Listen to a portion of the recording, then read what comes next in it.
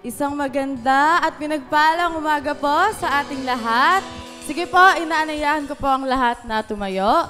At sabi po sa awit 66, sumigaw sa galak ang mga nilalang, purihin ang Diyos ng may kagalakan, wagas na papuri sa Kanya'y ibigay, awitan siya, luwalhatiin siya. Kaya naman sa umagang ito, ihanda po natin ang ating mga puso, ang ating kalakasan, at sama-sama tayong magpupuri, magdidiwang at sasamba sa ating Panginoon. Amen?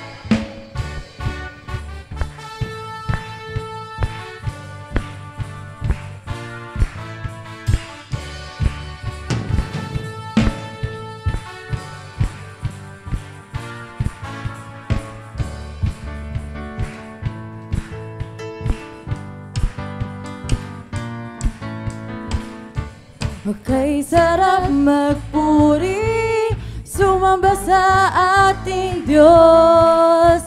Okay, sarap umawi, sumayaw sa ating Diyos.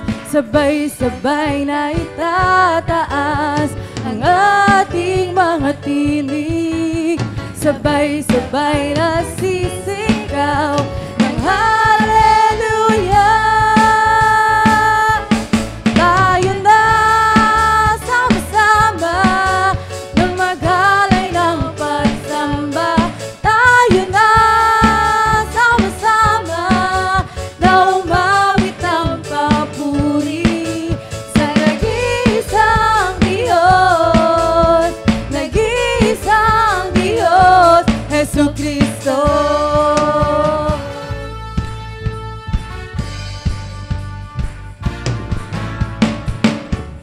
Okay, sarap manatili sa presensya ng ating Diyos. Okay, sarap sa piling at magdiwang sa ating Diyos. Sabay-sabay na itataas ang ating mga tinig. Sabay-sabay na sisigaw ng hallelujah. Hallelujah! Tayo na sama-sama na magaling ng pagsamba. Tayo na sama-sama na umawit ng papuri sa nag-iisang Diyos, nag-iisang Diyos. Tayo na sama-sama na magaling ng pagsamba. Tayo na sama-sama na umawit ng papuri sa nag-iisang Diyos, nag-iisang Diyos, Jesucristo. Pumalakpak, umindak, lumundag, at humiyaw. Umalakpak at umindak, lumundag, at humiyaw. Tayo na sama-sama na magaling ng pagsamba. Tayo na sama-sama na umawit ng papuri. Tayo na sama-sama na magaling ng pagsamba. Tayo na sama-sama na umawit ng papuri sa nag-iisang Diyos, nag-iisang Diyos. Tayo na sama-sama na magaling ng pagsamba. Tayo na sama-sama na umawit ng papuri sa nag-iisang Diyos, nag-iisang Diyos, nag-iisang Diyos, Jesucristo. Woo!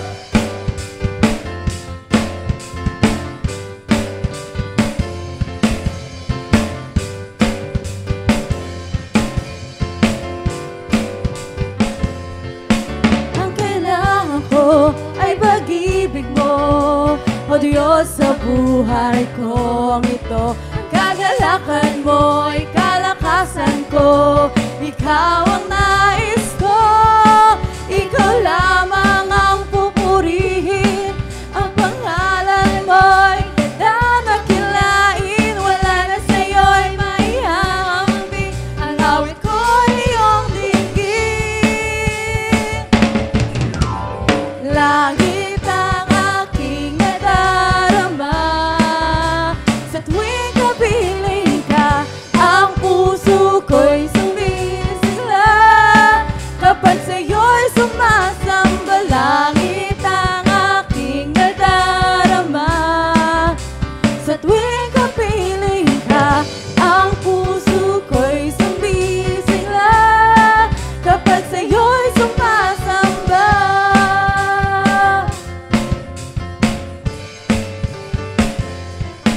Ang kailangan ko ay pag-ibig mo, O Diyos sa buhay kong ito. Ang kagalakan mo ay kalakasan ko, Ikaw ang nais ko, Ikaw lamang ang pupurihin. Ang pangalan mo'y dadakilain, wala na sa'yo'y maihahambing. Ang awit ko'y iyong dinggin. Langit ang aking nadarama, sa tuwing kapiling ka, ang puso ko'y sumisigla. Kapag sa'yo'y sumasamba, langit ang aking nadarama. Sa tuwing kapiling ka, ang puso ko'y sumisigla. Kapag sa'yo'y sumasamba.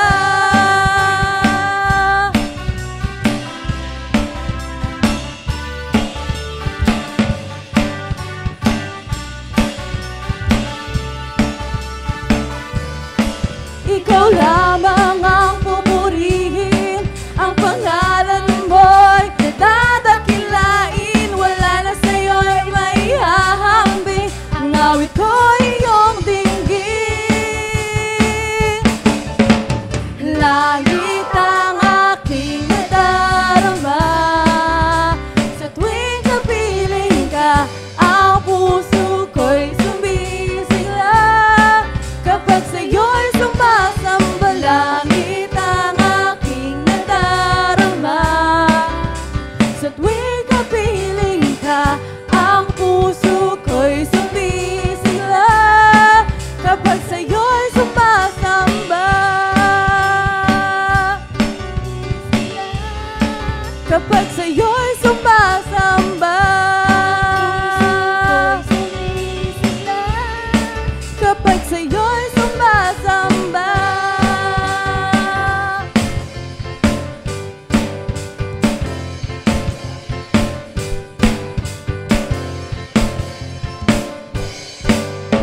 Hallelujah!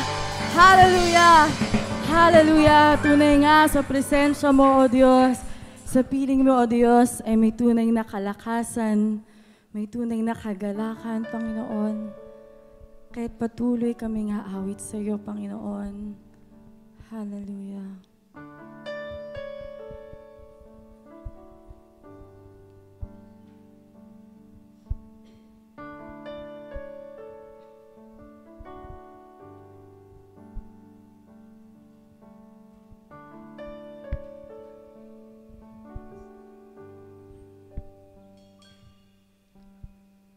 Kung mayroon lamang akong salibong buhay, hindi pagkakait lahat sa'yo ibibigay. Gayon pa man sa'king nag-iisang taglay, ilalaan bawat saglit upang ibigin ka nang walang humpay.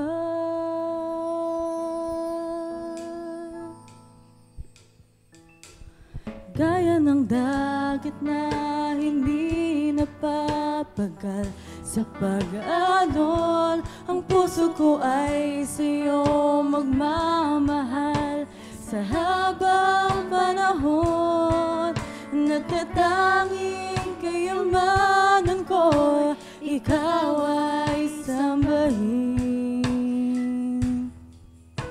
Wagas na pagsinta iyong dinggin, kalakip ng awitin.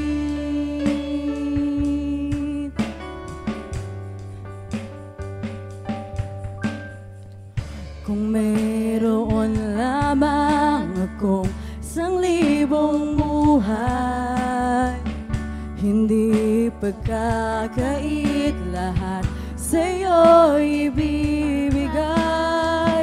Gayon pa man sa'kin nag-iisang taglay, ilalaan bawat saglit upang ibigin ka nang walang humpay.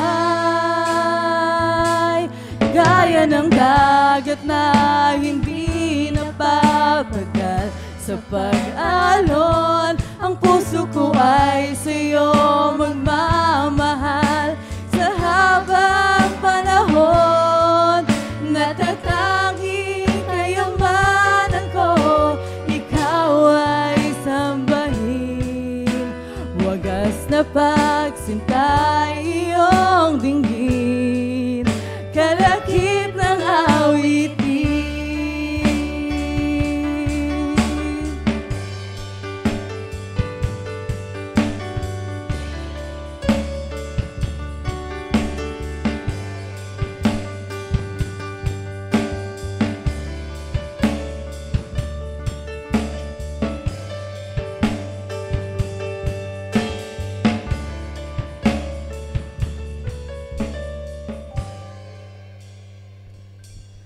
Kaya ng dagat na hindi napapagal sa pag-alon, ang puso ko ay sa'yo magmamahal sa habang panahon.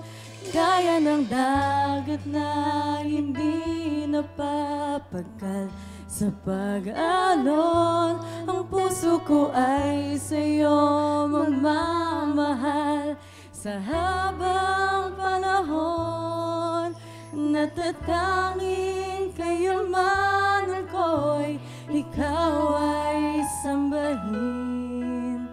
Wagas na pagsinta iyong dinggin, gaya ng dagat na hindi napapagal sa pag-alon, ang puso ko ay sa'yo magmamahal sa habang panahon.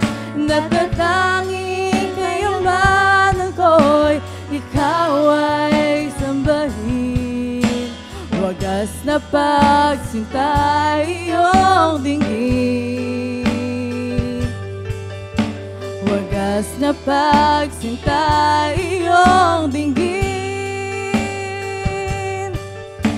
wagas na pagsinta iyong dinggin, kalakip ng awitin.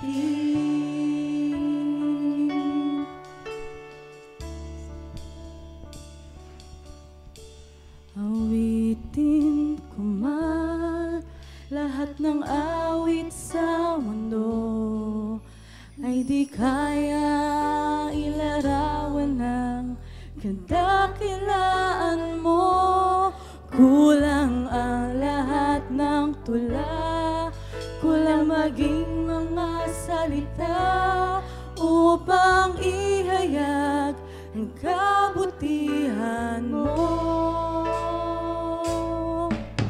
Awitin ko man lahat ng awit sa mundo, ay di kayang ilarawan ng kadakilaan mo. Kulang ang lahat ng tula, kulang maging mga salita upang ihayag ang kabutihan mo. Wala kang katulad, wala nang hihigit wala kang katulad. Wala nang papantay sa'yo. Ikaw ang Diyos noon pa man, maging ngayon at kailanman. Sa habang panahon, wala kang katulad. Awitin ko man lahat ng awit sa mundo, ay di kayang ilarawan ng kadakilaan mo. Kulang ang lahat ng pula, kulang maging mga salita upang ihayag ang kabutihan mo. Wala kang katulad, wala nang hihigit sa'yo. Wala kang katulad, wala nang papantay sa'yo. Ikaw ang Diyos noon pa man, maging ngayon at kailanman. Sa habang panahon, wala kang katulad. Wala kang katulad, wala nang hihigit sa'yo. Wala kang katulad, wala nang papantay sa'yo. Ikaw ang Diyos noon pa man, maging ngayon at kailanman. Sa habang panahon, wala kang katulad.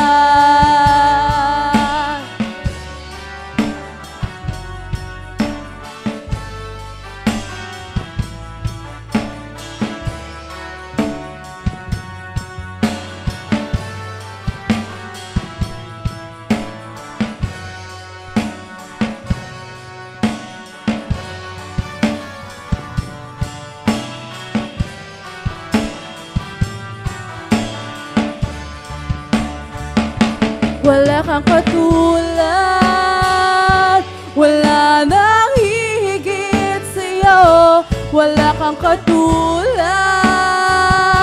wala nang papantay sa'yo.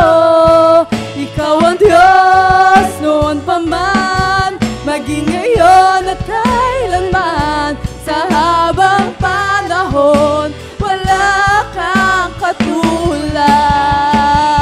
Wala kang katulad, wala nang hihigit sa'yo. Wala kang katulad, wala nang papantay sa'yo. Ikaw ang Diyos noon pa man, maging ngayon at kailanman. Sa habang panahon, wala kang katulad. Itataas, ihahayag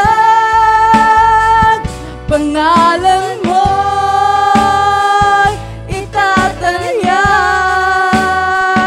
Ang pagsambay, igalay,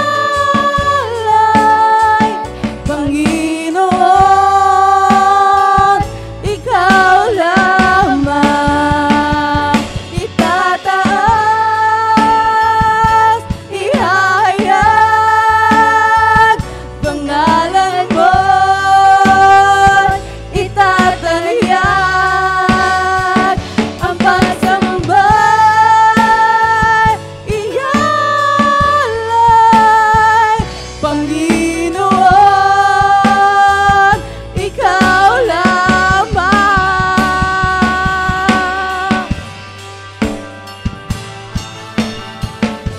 Oh, wala kang katulad. Hallelujah.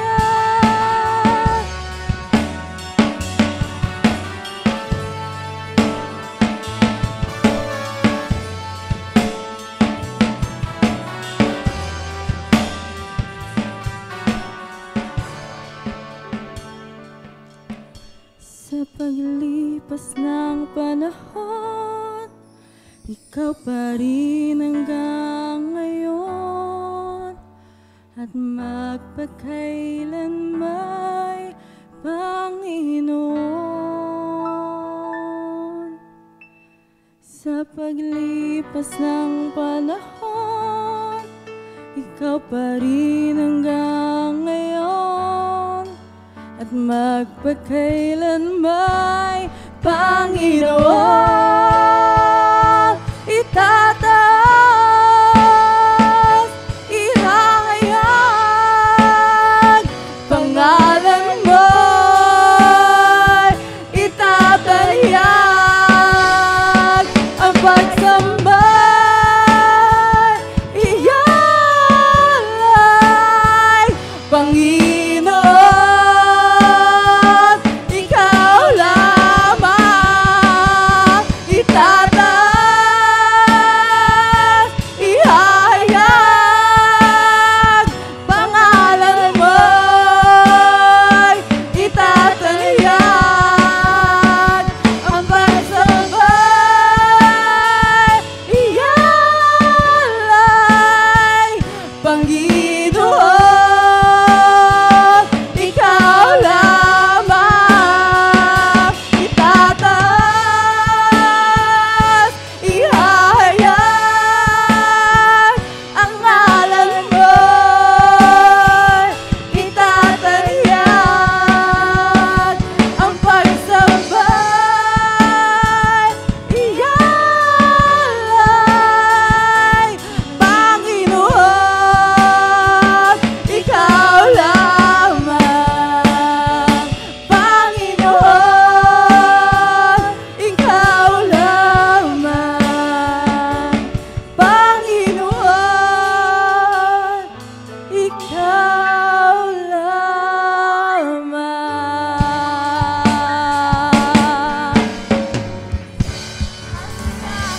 Hallelujah! Wala nang iba, O Diyos. Ikaw lamang. Hallelujah! Hallelujah! Hallelujah! Tunay nga, Panginoon, na ikaw lang ang aming pupurihin. Ikaw lamang ang aming itataas. Pangalan mo lang ang aming itatanyag, Panginoon. Dahil sa lahat ng panahon, sa lahat ng sitwasyon, ikaw ay Diyos, Panginoon. Kaya, Panginoon, turuan mo po kami na mahalin ka, Panginoon. Dahil kung sino ka, Panginoon. Turuan mo kami, Panginoon, na patuloy kang itaas sa aming mga buhay, Panginoon. Na ikaw yung patuloy na makikita sa aming mga buhay. Na gumagalaw, yung nagpapalakas sa amin, yung nagbibigay ng kagalakan sa aming mga puso, Panginoon. Na ikaw yung makikita na makapangyarihan sa aming mga buhay, sa bawat sitwasyon, sa bawat panahon, Panginoon. Ikaw ang Diyos. Sa pangalan mo lang kami tatawag, sa pangalan mo lang kami mananalig, Panginoon. Walhatiin ka, dakilain ka, dahil wala kang katulad. Kaya, Panginoon, tanggapin mo ang lahat ng pagpapuri. Sa pangalan ni Jesus, Amen.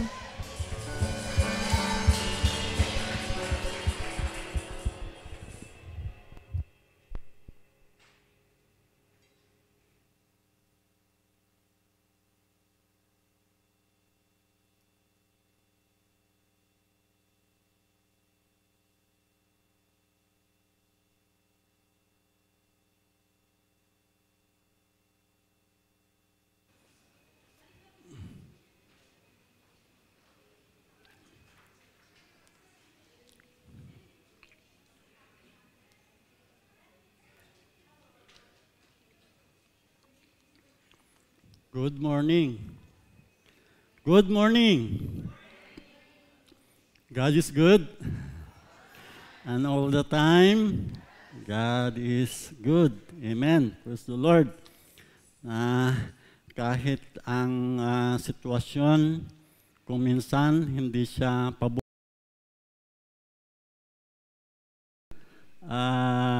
malungkot, kung minsan masaya, that's life. But God is good. Amen. Hallelujah. Sige, palakpakan natin ang Panginoon.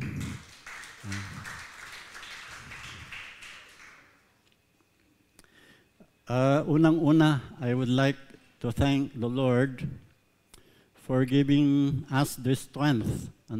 Si sister wife, si Micah, at ako, and also the time and the wisdom for me to conclude my preaching.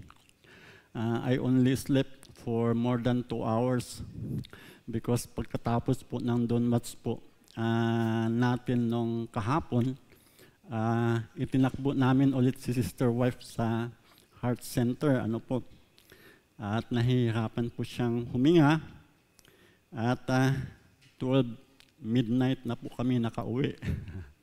Haba ng oras po namin sa hospital. At 2 beses po siyang ginawan ng ECG para ma-rule out kung bakit nagkakaroon po siya ng mabigat na paghinga, na nakaranas po siya ng nahihirapan po siya na huminga, every day, palagi siyang inaatake na nahihirapan po siyang huminga. And praise the Lord, yung unang ECG, sabi ng doktor sa kanya, parang mayroon siyang nakita something doon sa ECG. So, tinest siya, may ginawang test sa kanya, pero hindi lumabas yung result, gabi na nung lumabas yung result. At since nung nandun kami, ay nahirapan ulit siyang huminga, pinunta na naman namin siya sa emergency. At doon sa emergency ay in-ECG siya ulit. And praise the Lord, doon sa second na ECG po niya, nung tinignan po ng doktor, sabi ng doktor, wala naman problema yung kanyang puso. So praise the Lord, But we are still praying and we are still hoping, na talagang ma-roll out po na walang problema sa puso si Sister Wife. At ang Panginoon lang ang nakakaalam. Amen. Praise the Lord. So ang salita ng Panginoon na ating maririnig ngayong umaga ay atin pong matutunghayan sa sulat po ni Apostol Pablo sa mga taga-Efeso. Praise the Lord. Sino na pong nakabasa ng buong libro ng Efeso? I hope nabasa na po natin. Lahat po tayo ay nabasa na po natin ilang beses yung libro ng Efeso. So at kung meron kayong Bible, kindly open with me in chapter 3. At magsisimula tayong magbasa sa verse 14. Po. Verse 14. Ephesians chapter 3, beginning from 14. Hanggang doon po sa kung saan tayo magtatapos. Sige po, kung may Bible po kayo, pakibuksan po yung Bible po ninyo. Verse 14. When I think of all this, I fall to my knees and pray to the Father, the Creator of everything in heaven and on earth. I pray that from His glorious, unlimited resources, He will empower you with inner strength through His Spirit. Then Christ will make His home in your hearts as you trust in Him. Your roots will grow down into God's love and keep you strong. Verse 18, and may you have the power to understand, as all God's people should, how wide, how long, how high, and how deep His love is. May you experience the love of Christ, though it is too great to understand fully. Then you will be made complete with all the fullness of life and power that comes from God. Ituloy po natin ang pagbabasa sa verse 20 hanggang 21. Now all glory to God who is able, through His mighty power at work within us, to accomplish infinitely more than we might ask or think. Glory to Him in the church and in Christ Jesus through all generations, forever and ever. At ang lahat ay magsabi ng Amen and Amen. The Lord bless the reading of His words. Tayo po ay yumuko at tayo po ay manalangin. Dakilang Ama na makapangyarihan sa lahat, maraming salamat po, Panginoon, na sa oras po na ito, Panginoon, ay napakinggan po namin ang inyong mga salita, Panginoon. Ang inyong mga makapangyarihang salita. Lord, salamat po sa mensahe po nito, Panginoon, sa amin.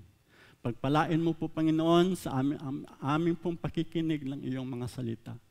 Father, bless the preaching of your word this morning, O God. Bless everyone who will listen, Panginoon, far and near, ang iyong mga salita sa umagang ito. Maging po yung mga kapatiran po namin na nandun sa kanilang mga tahanan, Lord, sa oras po na ito, Panginoon, abutin mo po sila. Abutin mo po, Panginoon, ang lahat ng nakikinig sa umagang ito ng iyo pong kapangyarihan. Panginoon, pagpalain mo po ang iyong lingkod. Gamitin mo siya na ayon sa iyong kalooban. Sa pangalan ng aming Panginoong Hesus, ito po ang aming samot dalangin at ang lahat ay magsabi ng Amen and Amen. Praise the Lord. So yung topic po natin sa umagang ito ay napamagatang strengthen the inner man. Ano po? At yung key text po natin ay makikita po natin yan sa Ephesians chapter 3 verse 16. Itong epistle of Apostle Paul to the Ephesian believers is so powerful.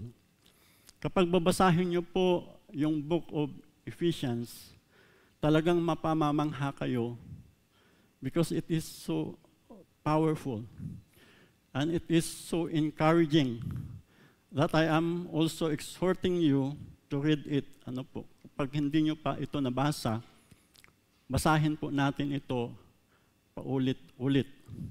It comprises of only 6 chapters. Ano po?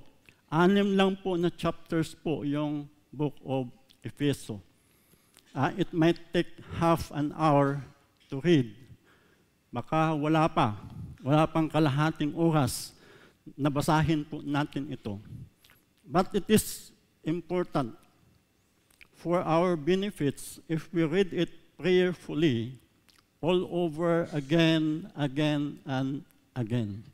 Kasi napagaganda po yung mensahe po ng libro ng Efeso. Kung meron pong crisis po sa ating identity kung sino tayo, makikita po natin, maiintindihan po natin, at matutugunan po yung crisis na iyan sa buhay po natin. The book of Ephesians is like a love letter to the Gentiles. And although it was written both to the Jews and to the Gentiles, but it is more on to the Gentiles. Apostle Paul wrote this letter filled with joy, filled with praise, and filled with thanksgiving. Habang sinusulat po niya itong letter na ito, talagang makikita mo, mababanaag mo yung kagalakan, yung pagpupuri at yung pagpapasalamat sa puso ni Apostol Pablo. Na kahit po nandun po siya sa loob ng kulungan noong kanya pong isinusulat ang libro po ng Efeso. Sabi nga ni Apostle Paul sa unang verses ng chapter 3, verses 4, 5, and verse 9, sabi po niya dyan, as you read what I have written, you will understand my insight into this plan regarding Christ. God did not reveal it to previous generations, but now by His Spirit, He has revealed it to His holy apostles and prophets. Sa verse 9, sabi niya, I was chosen to explain to everyone this mysterious plan that God, the Creator of all things, had keep secret from the beginning. Imaginein po natin, the message that the book of Ephesians had conveyed to the Ephesians and now to us were kept hidden and kept secret from the beginning, sabi po ng Apostol Pablo. Nangangahulugan na tayo po ay higit na pinagpala. Amen. Alam natin na ang pinagpalang higit ay ang bansang Israel. Ang mga Hudyo. Kasi nga sila yung pinili ng Diyos para makita ng sangkatauhan kung sino ang Diyos na may gawa ng langit at lupa. But because of Christ, we can consider that we are more blessed than them. Amen po ba? Ayaw yun yata eh. Ayaw nyo natang sabihin mas pinagpala tayo ng Panginoon eh. Hindi po ba? Amen. Amen. Mas pinagpala tayo ng Panginoon. Although wala namang God is no respecter of person, walang itinatangi ang Diyos. Pero kung tinitignan natin ng mabuti, it took Apostle Paul, Saul, persecutor. Si Saul po ay isang persecutor, good persecutor of our Lord Jesus Christ and all those who believe on our Lord Jesus Christ. Pero hinuli siya ng Panginoon para lang sa iyo at sa akin. Ganon po tayo kahalaga.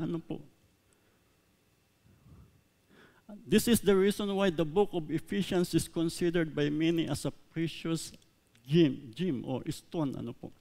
Napaka-precious po siya. It was for this reason that even though Apostle Paul encountered, kung titignan po natin yung missionary journey po ni Apostle Paul doon sa Ephesus, he encountered so much opposition. Ang dami po niyang na-encounter po na opposition in Ephesus while preaching the gospel. Yet, more and more people were saved. And more believers became involved in sharing the gospel of our Lord Jesus Christ. Kung kailan sila nakakaranas po ng matinding persecution, mas lalo po silang ginaganahan. Mas lalo silang lumalalalim sa kanilang pananampalataya sa ating Panginoong Jesucristo. Dahil po naiintindihan po nila yung pagkatawag nila sa pamamagitan po ng ating Panginoong Jesucristo. Believers were full of courage and have so much confidence in Christ because of the message of this letter. Dahil po sa mensahe po ng letter na ito, talagang nandun po yung mahubdob na pagnanasa ng mga mananampalataya doon sa Ephesus na ipangahal po ang ating Panginoong Jesucristo. Through this letter, the believers understood their purpose and calling that is in Christ Jesus. Naintindihan po nila. Kaya kung hindi mo pa rin masyadong maintindihan at maunawahan kung sino ka at kung bakit nandito ka sa mundo, basahin mo po ang libro ng Efeso. But to this message, we will be focusing on Apostle Paul's prayer to the Gentiles that is found in verse 16. Ito po yung prayer po ni Apostle Paul para po sa atin. Sabi po niya sa 16, I pray that from His glorious, unlimited resources, He will empower you with inner strength through His Spirit. Napakagandang panalangin po para sa atin ni Apostol Pablo. First, let us define the inner man. Ano ba yung inner man? Strengthen the inner man. Yun yung mensahe po natin. Palakasin po natin yung inner man. The inner man, refers to the spiritual, or personal aspect of a person. The soul and spirit of a human being, yung inner man po, That is the soul and the spirit of a human being, It's the part of a person that communes with God, the inner man. Yun po yung nabuborn again, yung inner man. And it contains the conscience, yan po yung feelings, yung konsensya, yung kung ano yung mga, yung the real, kung ano po yung mga nakakamdaman po natin, yan yung inner man po natin, Kung saan po yung banal na espiritu ay kumikilos. So yan po yung simple definition po ng inner man. The inner man is the real us. So we enjoy, through the inner man, we enjoy our relationship with God. We experience the goodness of God through our inner man. And we can know that we have relationship with God through our inner man, Yan. So alam natin sa loob natin na tayo ay may relasyon sa Panginoon. Yan, alam niyan.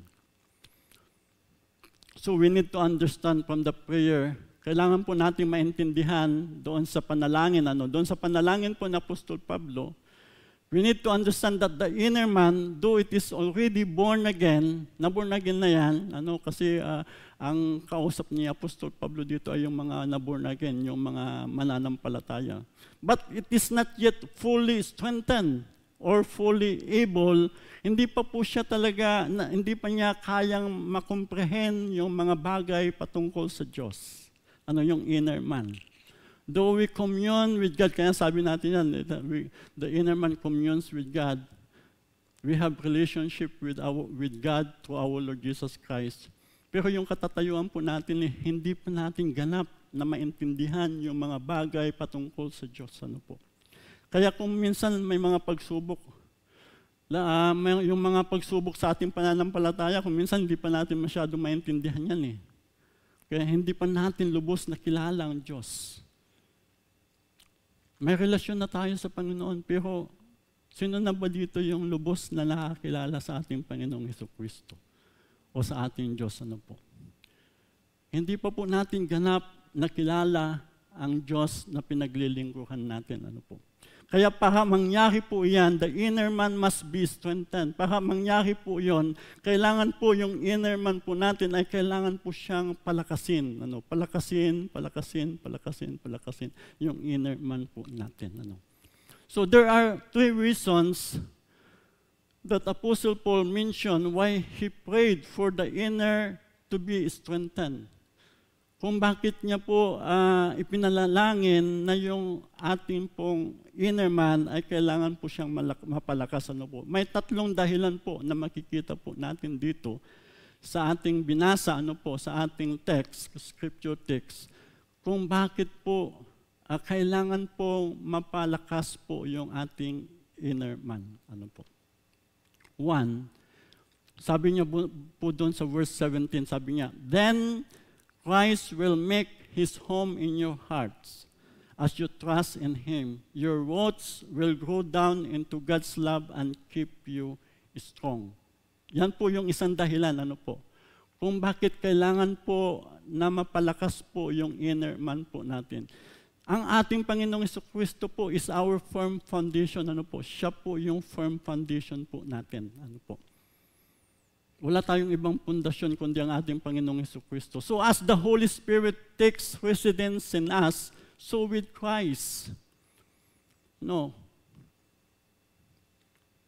To make the foundation of our faith grow deeper and deeper in love. Kaya nga ito yung rason, nakikita ni Apostol Pablo, kung bakit po kailangan po ma-strengthen po yung inner man po natin. Because we need a firm foundation. Kailangan po magkaroon tayo ng firm na pundasyon. Pangalawa, sabi po niya doon sa verse 18, and may you have the power to understand as all God's people should, how wide, how long, how high, and how deep His love is. Ngayon, do we have the love of God in our hearts? Ngayon, yung pag-ibig ng Diyos ay nasa ating puso. Yet we cannot yet fully understand how wide, how long, how high, how deep is the love of God He has on us. Hanggang ngayon, hindi pa natin makomprehend, hindi pa natin maintindihan kung gaano kalalim, kung gaano kahaba, kataas yung pag-ibig ng Diyos sa atin. Hindi natin kayang arukin. So ito yung dahilan.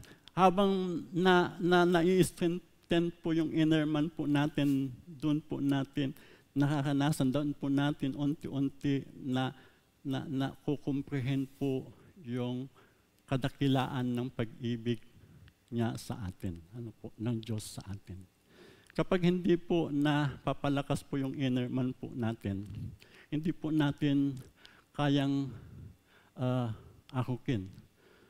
Gusto ng Panginoon, maakok natin yung pag-ibig niya, maintindihan natin yung pag-ibig ng Diyos.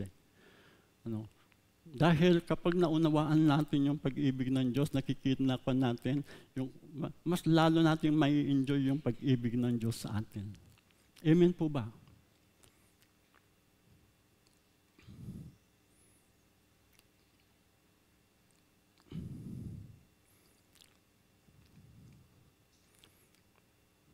Dahil sabi ko kanina, hindi pa natin lubos na maintindihan yung pag-ibig ng Diyos sa atin. Because if we do, dapat lahat tayo full-time na sa gawain ng Panginoon. Diba? Pag naintindihan natin yung pag-ibig ng Diyos sa atin, lubos na naintindihan natin, dapat full-time na lahat tayo, wala na tayong ibang ginagawa kundi yung nung naisin ng Diyos. Amen po ba? Yeah, di po ba? Pag naintindihan natin yung pag-ibig ng Diyos sa atin, talagang wala na tayong iba pang nanaisin kundi talagang gawin na lang natin kung ano yung nais ng Panginoon sa atin. But because we do not fully understand yet the love of God for human being, hindi natin ito nagagawa. Kaya yung ginagawa natin is yung inuuna po natin kung ano yung gusto ng ating sarili. Lalong-lalo na sa pag-i-evangelize ng kaluluwa. The reason why we put ourselves first, o mas inuuna pa rin natin, most often yung ating sarili, is because hindi po natin lubos na nauunawaan ang dakilang pag-ibig ng Diyos sa atin. At yun yung gusto ni Apostol Pablo.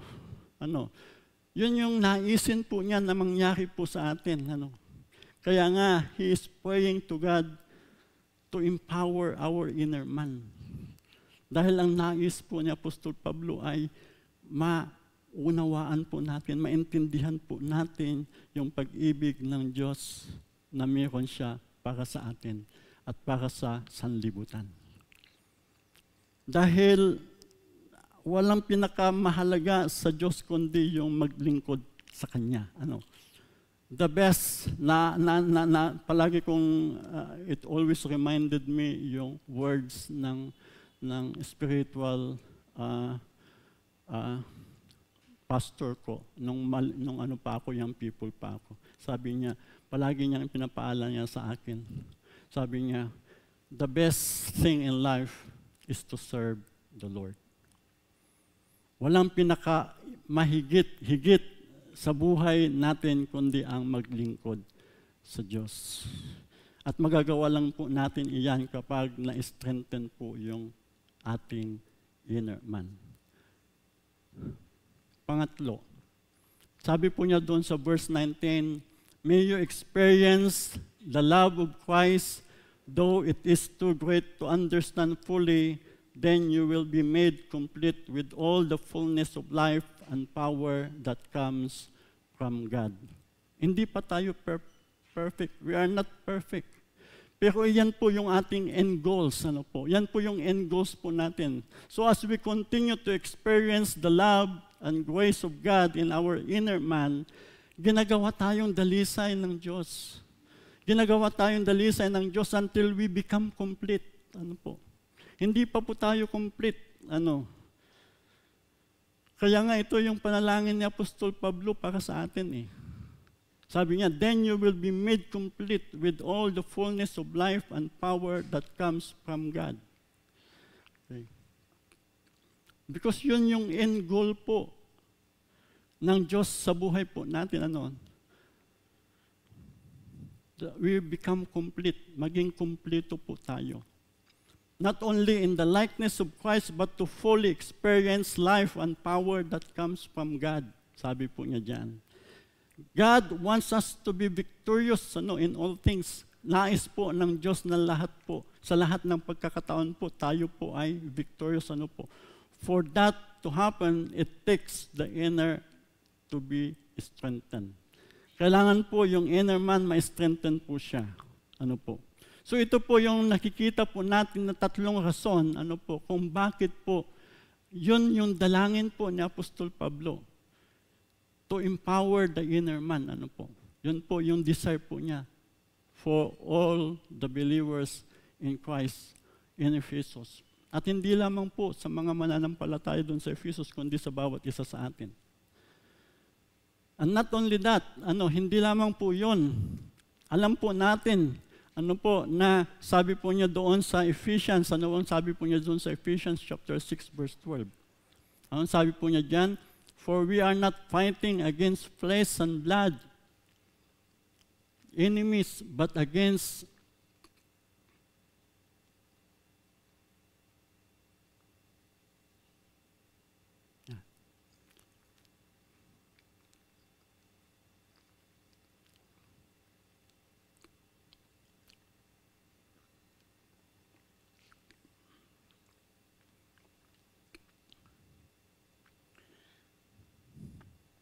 So hindi lamang po yung tatlong dahilan na nakita po natin. Alam din ni Apostol Pablo na hindi po tayo nakikipag-away against flesh and blood. Hindi po tayo nakikipag-away against flesh and blood. Flesh and blood yung kapwa natin. Hindi yan ang kaaway natin. Tingnan mo yung katabi mo. Hindi mo yan kaaway.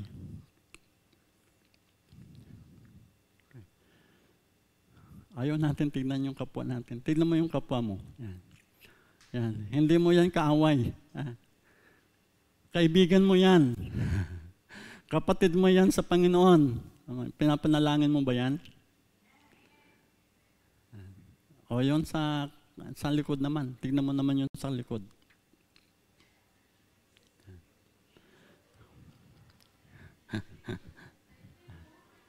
Yan. Hindi mo yan kaaway,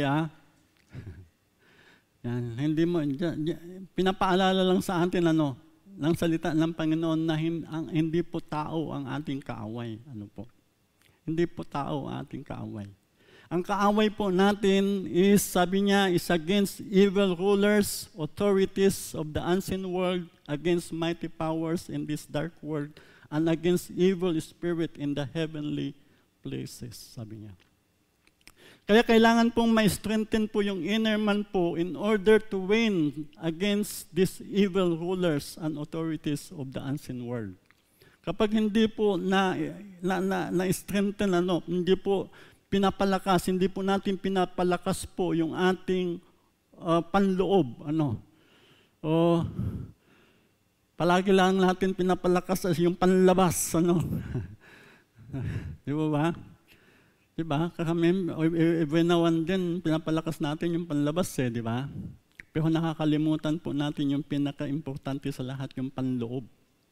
Nakakalimutan po natin. Pinapakain lang natin yung panloob tuwing Sunday. Hello?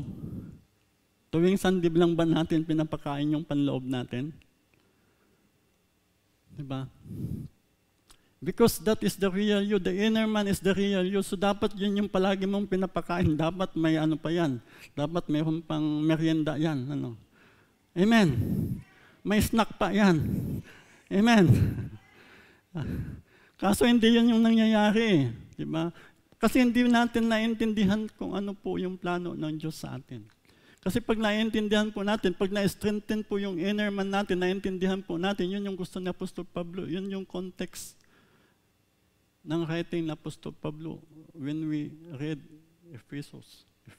the book of Ephesians. Dahil napakaganda po yung plano ng Diyos sa atin. Napakaganda po yung plano at napakaganda po yung gustong gawin ng Diyos sa atin. At dahil hindi po natin napapalakas yung inner man po natin, hindi po siya napapalakas. Kaya hindi po natin nakikita, hindi po natin nai-enjoy yung kung ano yung merong ang Panginoon para sa atin. Gusto po na Apostol Pablo ma-enjoy po natin yung mga bagay na meron na inihanda, plinano, magmula pa before the foundation of the earth, sabi niya doon. Nais po niya na maranasan po natin. So balik po tayo doon, ano po? Bakit kailangan ma-strengthen po yung inner man po natin? Kasi we are fighting against the rulers and authorities of the unseen world, against mighty powers in this dark world, and against evil spirit in the heavenly places. Maraming nangyayari sa mundo at pangyayari sa buhay natin na maaaring mangyari pa na hindi po natin maintindihan. Amen po ba? Oo. O kayang arukin ng ating isip at puso. Kahit tayo ay Kristiyano na may maraming nangyayari sa buhay po natin na kung minsan hindi po natin kayang maintindihan, Nung last time lang, because of what is happening to Brother Rabi, sabi ni Sister Connie sa amin, Pastor, ang hirap namang hindi mag-worry. Diba? Ang hirap namang parang hindi mo maintindihan kung bakit nangyayari yung mga bagay na ito. Di po ba? Makikita natin sa puso ng bawat isa natin na kapag dumaraan po tayo sa mga matinding pagsubok sa buhay natin, kaano tayo ka-strong sa pananampalataya sa ating sa Panginoon. Dumarating po sa punto sa buhay natin na, Lord, parang hindi ko kayang arukin. Parang hindi ko maintindihan. Marami pang mangyayari sa buhay po natin. So this is also the reason why Apostle Paul prayed for the strengthening of our inner man. Kaya ito na lang yung lubos na panalangin po ni Apostol Pablo para po sa ating inner man. Because as our inner man is strengthened by the Word of God, by prayer, by Christ-like character, ito yung mga dapat natin na paraan. Ito yung mga paraan ng Diyos para po ma-strengthen yung inner man natin. Sa pamamagitan po ng kanyang salita, sa pamamagitan po ng pananalangin, sa pamamagitan po ng exhibit po natin ng Christ-like character sa buhay po natin. Kung ano po yung mga natututunan po natin, kung ano po yung naririnig po natin, kung ano po yung nababasa po natin, dapat po isinasabuhay po natin iyan para po yung inner man po natin ay napapalakas po siya. Kapag hindi po natin yan ina-apply sa buhay po natin, kung ano man po yung mga natututunan po natin, hindi po natin yan ina-apply sa buhay po natin, hindi po mapapalakas yung inner man po natin. We will not grow spiritually. And also the past experience about the goodness of God. Yung alalahanin natin yung kabutihan ng Panginoon sa atin. Diba? Nakakatulong po yung mga bagay na ito para po ma-strengthen po yung inner man po natin. Kung minsan kasi, pag dumaan tayo sa pagsubok, maraming ginawa ang Panginoon sa atin . Diba? Ang dami. Kung minsan, dahil lang sa isang pagsubok, nakakalimutan natin kung minsan yung mga maraming ginawa ng Diyos sa atin.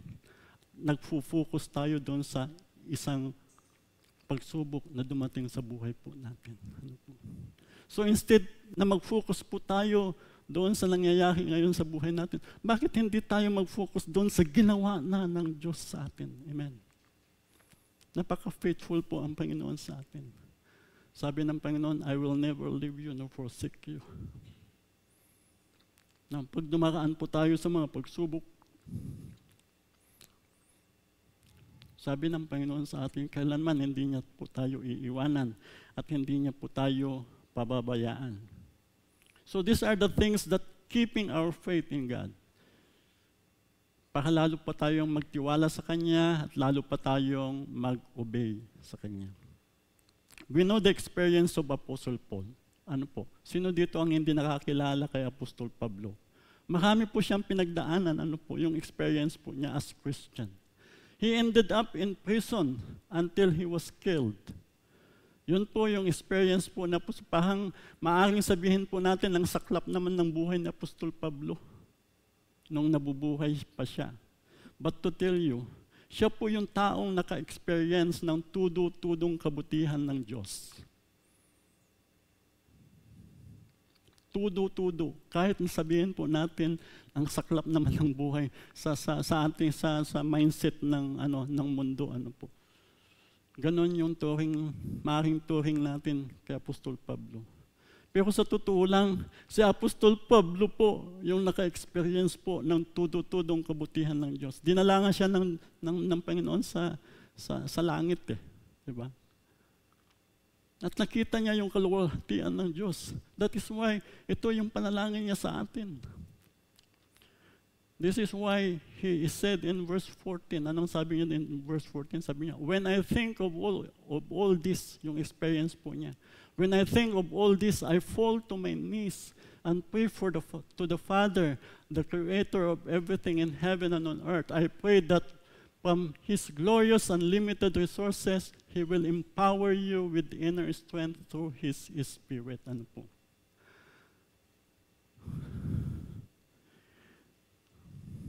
Yung lahat ng experience ni Apostol Pablo dito sa lupa na we consider it parang ang saklap, ano po.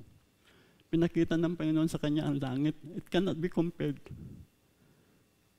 No, nung pinakita sa kanya ng Panginoon kung ano yung nandun sa kaharian ng Diyos, ano po. It cannot be compared.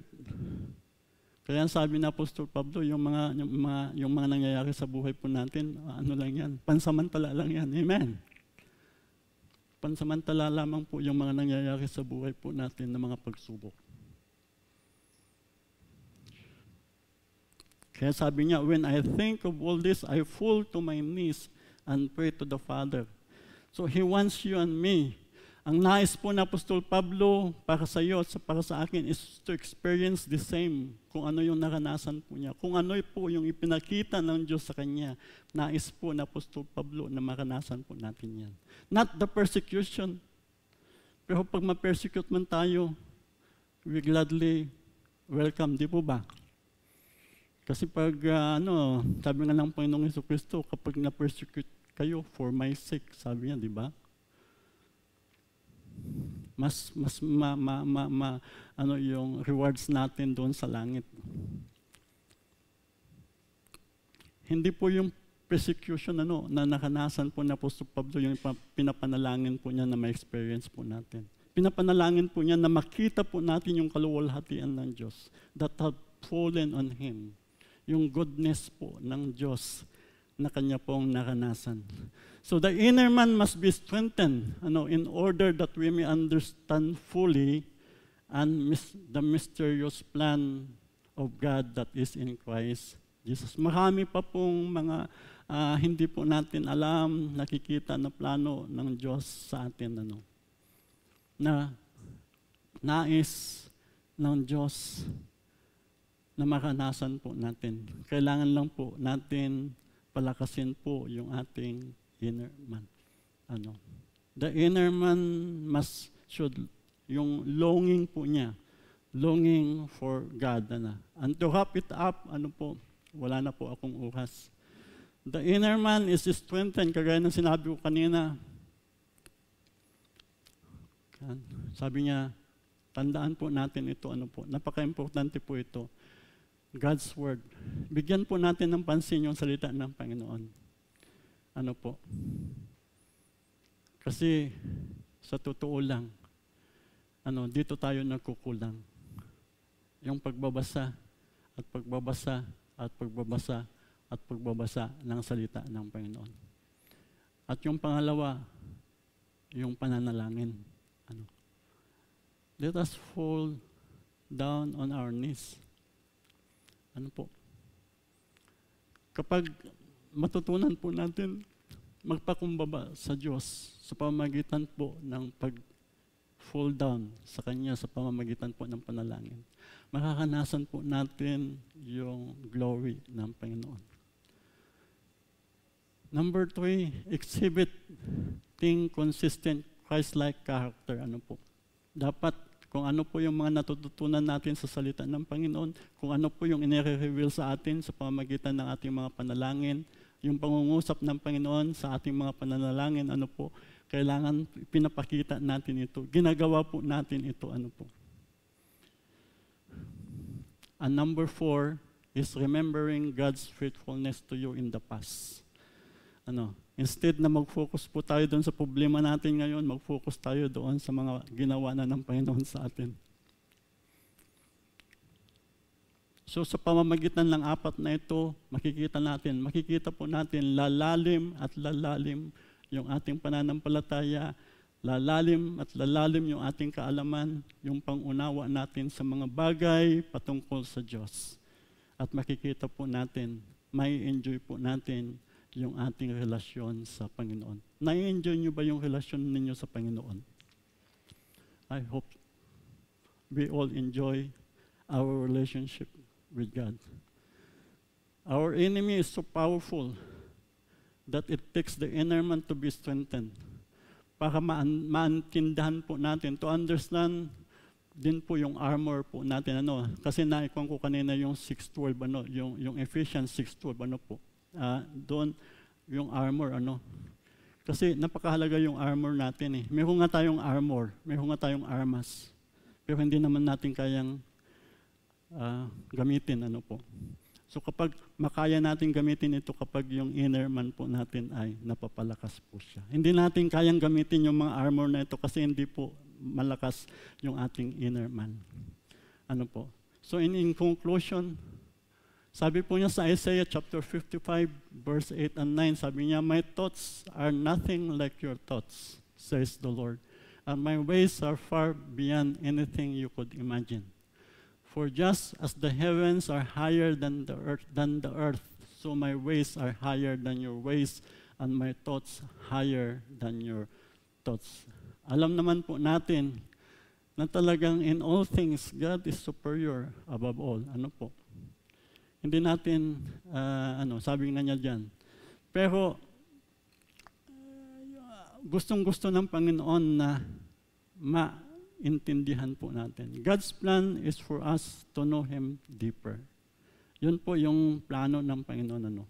Yung talagang maunawaan po natin. Although, sabi niya doon sa Isaiah chapter 55 verse 8 to 9, na kung ano yung thoughts niya, hindi natin pag-iisip, kung ano yung kaparaanan niya, hindi natin yung kaparaanan. Pero yung mga bagay na ito ay gusto po niyang ipakita sa atin. It is His plan for us to know Him deeper. He is willing to reveal His thoughts and ways. Willing po siya na i-reveal po sa atin kung ano man po yung mga nandun sa isip po niya, kung ano po yung mga kaparaanan po niya. Amen. We just need to strengthen the inner man. Amen po. Kailangan lang po talaga lumalim po tayo sa ating pananampalataya sa ating Panginoong Jesucristo. Amen po. So pagpalain po ng Panginoon ang kanyang mga salita sa umagang ito. I hope na mayroon po tayong nakuha at I believe ang Panginoon po ay nangusap sa bawat isa sa atin. Tayo po ay manalangin. Panginoon, maraming salamat po sa oras po na ito. Lord, sa iyo pong kabutihan, sa inyo pong kadakilaan, at higit sa lahat, Panginoon, sa mga plano mo sa buhay po namin.